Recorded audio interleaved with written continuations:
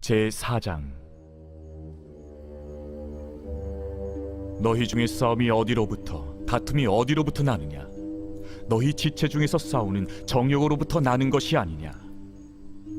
너희는 욕심을 내어도 얻지 못하여 살인하며 시기하여도 능히 취하지 못함으로 다투고 싸우는도다. 너희가 얻지 못함은 구하지 아니하기 때문이요 구하여도 받지 못함은 정욕으로 쓰려고 잘못 구하기 때문이라. 오시던 날 천사들이 예수 그리스도의 오심을 땅에서는 기뻐하심을 입은 자들에게 평화로다 이렇게 선포했어요. 네, 주님이 오시는 것은 바로 평화를 위하여 오신 것이다 이렇게 말씀하는 거죠. 주님이 우리를 구원하시는데 구원이란 곧 평화와 그 의미를 같이 합니다. 네, 바로 지금 이 순간도 주님이 우리에게 가장 원하시는 것이 있다면 바로 우리의 삶과 이 세상에 바로 평화가 오는 것이죠. 그런데 그리스도가 오시고 많은 시간이 흘렀지만 아직 세상에 평화가 없습니다. 전쟁이 그친 적이 없어요. 지금 이 순간도 유럽의 동쪽에서는 그 나라 둘이 전쟁을 벌이고 있고요.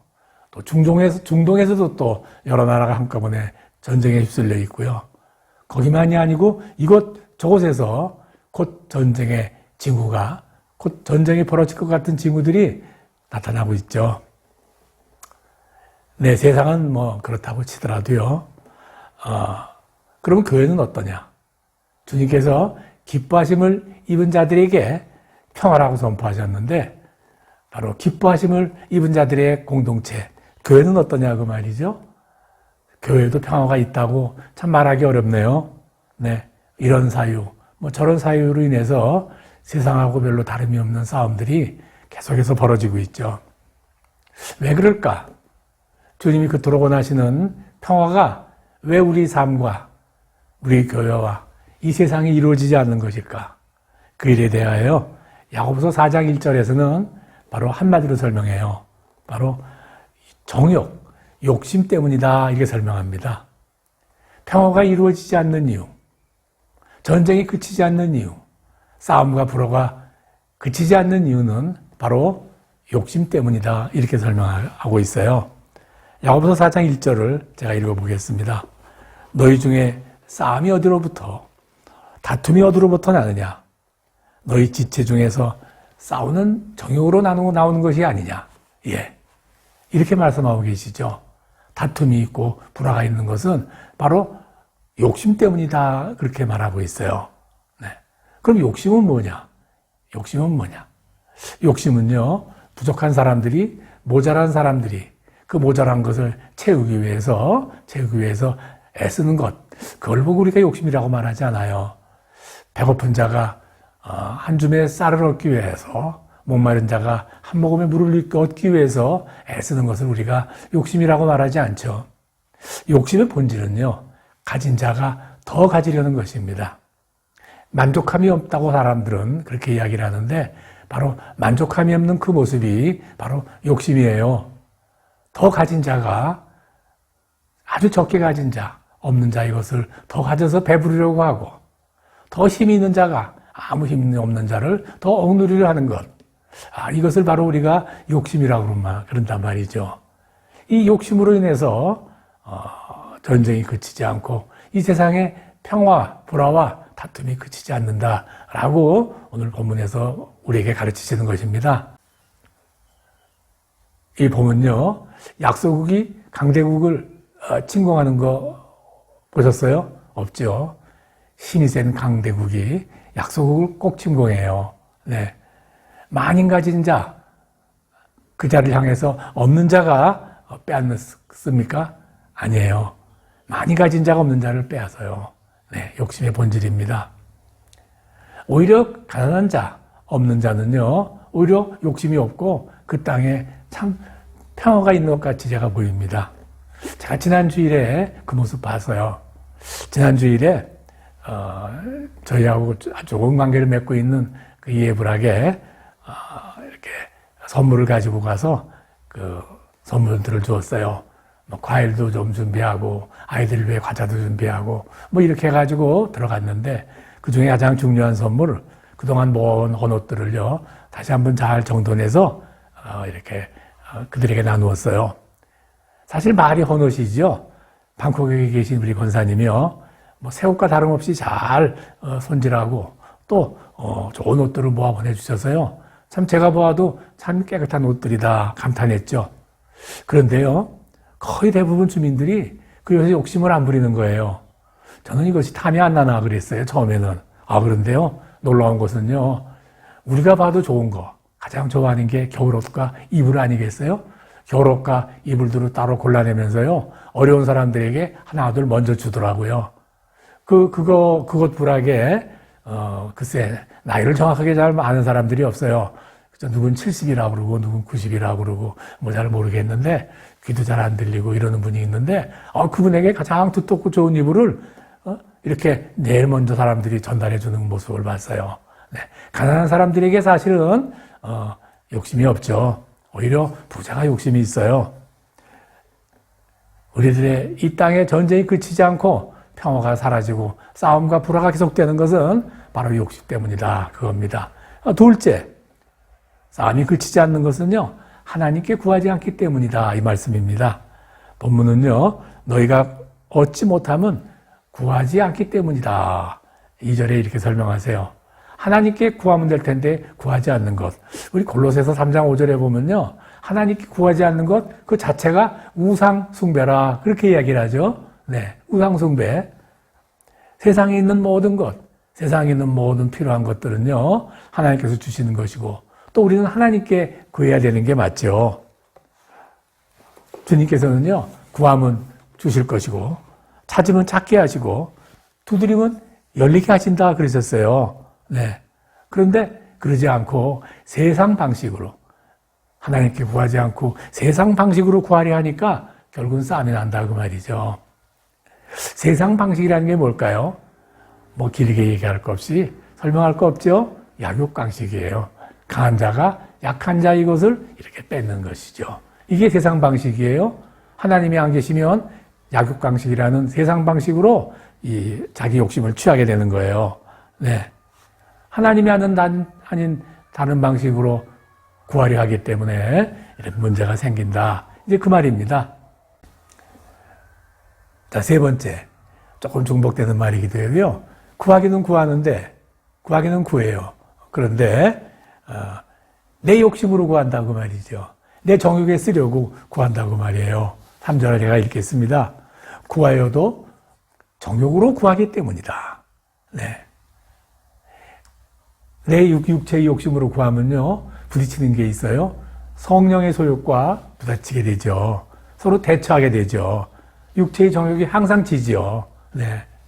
갈라디아서 5장 17절에 보면요, 육체의 정욕은 성령을 거슬려 서로 대적하여 싸웁니다. 이렇게 설명하고 있어요. 네. 하나님이 우리 기도를 들어주세요. 어떤 기도, 어떤 소원을 다 들어주십니다. 건강 필요하세요? 구해주시죠. 재물 주시죠. 세상적 지위 주시죠. 성공 다 주십니다. 내 작은 것 하나 필요한 모든 것을 하나님께 구하면 하나님께 채워주십니다. 그런데 그 구하는 것을 어떻게 누구를 위하여 사용하려고 합니까? 네, 나를 위해 사용하려는 거죠. 나를 위해 사용하려고 하면요, 하나님이 주시지 않습니다. 나의 욕심을 위하여 구하는 것은 하나님이 들어주시지 않아요. 네, 내가 구하고 간구하는 것이 바로 하나님을 위하여 쓰기 위함이라면, 하나님이 원하시는 이 평화를 위한 것이라면 하나님은 반드시 우리를 그 기도를 들어준다는 사실을 잊지 마시기 바랍니다. 잠시 정리하면 그렇습니다. 세상에 평화가 없죠. 네. 하나님은 이 세상에 진정한 평화가 오기를 바랐는데 바로 평화가 없는 것은요, 욕심 때문이다. 근데 그 욕심은 하나님께 구하지 않기 때문이고, 구한다 해도 바로 나를 위하는 것이라, 그 때문에 이 땅에 평화가 오지 않는 것이다. 오히려 더 약육강식의 방식, 그 방식으로 구하려 하기 때문에 이 세상에는 전쟁과 다툼이 그치지 않는 것이다. 여기까지 말씀드린 내용입니다. 그런데 우리가 평화 하는데 평화의 본질이 뭔가? 뭐 평화의 본질이 뭐 아무것도 없는 일인가? 물론 다툼이 없는 게 평화겠죠. 네. 평화의 본질이 뭔가를 잠깐 우리가 들여다봐야 될 것 같습니다. 평화라 하는 것은요, 약한 자와 강한 자가 서로 같이 사는 겁니다. 네. 강한 자가 약한 자인 것을 뺏는 것이 아니라 강한 자와 약한 자가 서로 같이 사는 것이에요. 상대를 무시하지 않는 거예요. 또 상대를 인정하는 겁니다. 네, 무시하지 않는다는 말씀드렸지만 우리 사람 간의 관계에 있어서 무시당하는 것이 가장 분하죠. 네, 가장 우리 분노를 자극하죠. 네, 그 무시하지 않는 거예요. 이 평화의 나라 그 땅에 대해서 이사야서 11장 6절에서 8절까지는 이렇게 설명합니다. 이건 찬찬히 들으시기 바랍니다. 이리가 어린 양과 함께 거하며 표범이 어린 염소와 함께 누우며 송아지와 어린 사자와 살찐 짐승이 함께 있어 어린아이에게 이끌리며, 네, 6절 말씀이에요. 암소와 곰이 함께 먹으며 사자가 소처럼 풀을 먹으며 젖먹는 아이가 독사의 구멍에서 장난하며 젖된 어린아이가 독사의 구멍에서 독사의 굴에 손을 넣을 것이라. 예, 이런 모습이에요. 네, 서로 적대적인 관계가 사라지고 서로 위험한 관계가 사라지고 모두 함께 공존하는 나라. 네, 이런 나라를 바로 평화의 나라라 그러는 것이죠. 한마디로만 이 말씀드린 대로 강한 자와 악한 자가 서로 이렇게 공존하는 세상, 그 세상을 이루도록 애쓰는 거, 그것이 바로 평화다 그 말이에요. 강조하지만 평화가 있으려면 상대 무시해서는 안 되죠. 존중해야죠. 서로 무엇보다도 중요한 것은 다름을 인정해야 된다 그 말이에요. 이 다르다는 것이 문제예요. 네, 나와 너는 왜 다르지? 그런데 나는 맞고 너는 틀리고, 이것이 문제라 그 말이죠. 이런 생각이 평화를 깨뜨리는 가장 주범이다 그 말이죠. 사람은요, 서로 다를 뿐이지 누가 맞고 그러고는 사실은 없어요. 뭐 제가 태국에 오래 살고 있고 이제 태국에 사실 정도 들었고, 네, 또 태국에 대해서는 나름대로 아는 것이 있다 생각해서 제가 태국에 관하여 말씀드리도록 하죠. 제가 마음에 항상 안타까운 것은 태국과 나이 조국 한국이 지금 이 상태보다 뭐 거꾸로는 우방국이고 뭐 교류도 많고 그렇다고 그러는데 그 뿌리를 보면 서로 불신하는 게 많이 있어요. 네, 한국은요 태국을 무시하는 것 같아요. 네, 무시해요. 그럼 태국은 한국을 그런 무시당하는 것 같은 느낌을 항상 갖고 있는 것 같아요. 그래서 겉으로는 이렇게 긴밀한 것, 친밀한 것 같이 보여도 평화가 유지되는 것 같아도 사실은 그렇지 않은 것 같아요. 최근에 그 서로의 이민국에서 벌어지는 사건들 이거 보면요, 한국에서 이민국에서 벌어지는 문제, 또 태국의 이민국에서 벌어지는 문제, 이건 제가 많이 겪었죠. 네, 법에 의해서 어쩔 수 없이 저희들에게 비자는 뭐 허락하고 체류는 허락하지만 어떻게 쓰든지 문제를 잡으려고 하는 게 바로 이런 불화의 문제가 연관되어 있다는 생각을 제가 지울 수가 없어요. 한국 사람들, 태국 사람들 많이 무시해요. 키가 좀 작고 얼굴 색깔이 조금 검고, 때로는 어떤 지역에 따라서는 우리 못생긴 사람도 있고, 옷을 입고 다니는 거 보아도 그냥 아무 옷이나 걸치고 다니고 뭐 이렇게 하는 거 보니까 참으로 이상해 보이죠. 네, 근데 그건 그렇지 않아요. 네, 태국은 살아보면 살아볼수록 무시당할 만한 그런 나라가 아니에요. 네, 태국은 우리가 보기에 이렇게 좀 한급 낮은 그런 나라 같이 보여도요, 그저 우리와는 많이 다를 뿐이에요. 네, 뭐 실상 태국 일꾼들에게 뭐 일을 시켜보면요, 속이 타죠. 네?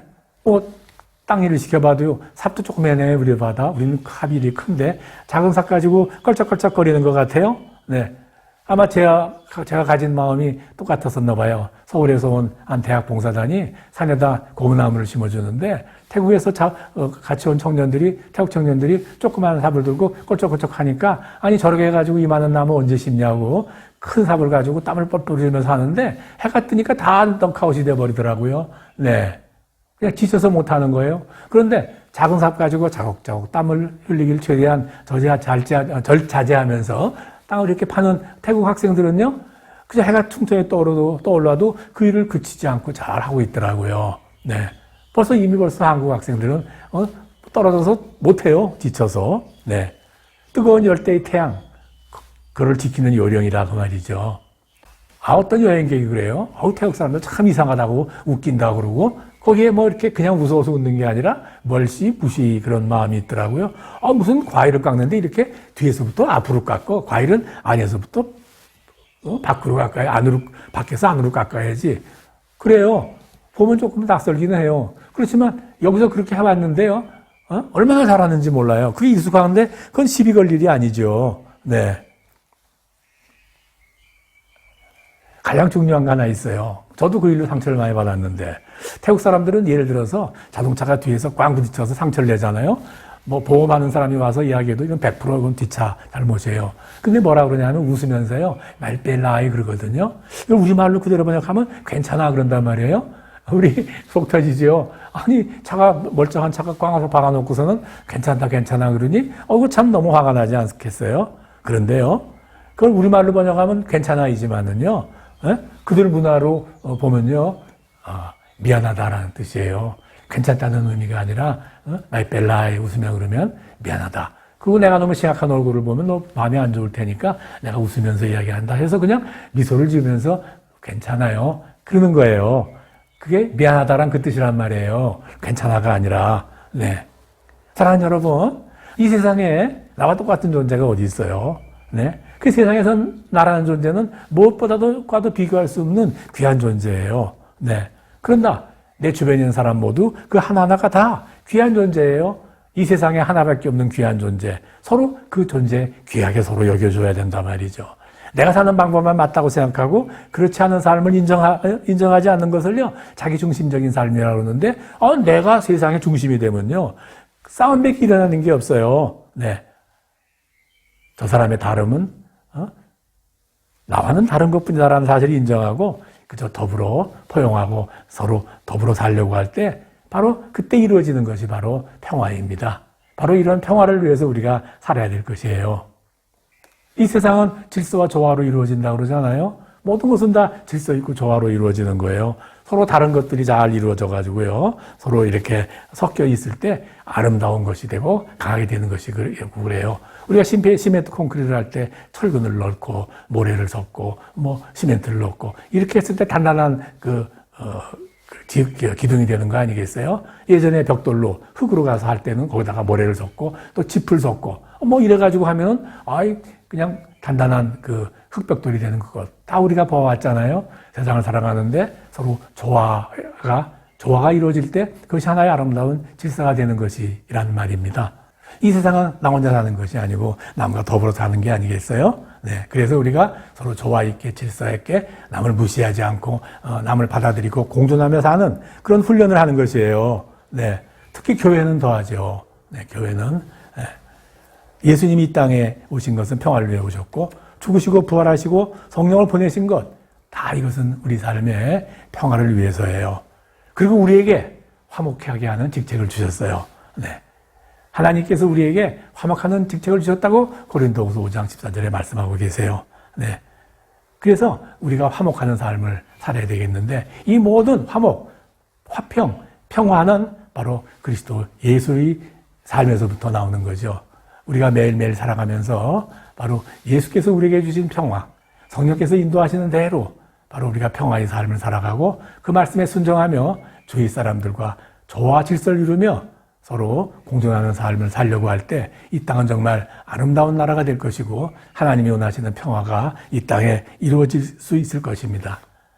그러한 평화로운 내 삶, 평화로운 가정, 평화로운 공동체, 평화로운 나라가 되기를 우리 예수 이름으로 간절히 축원합니다.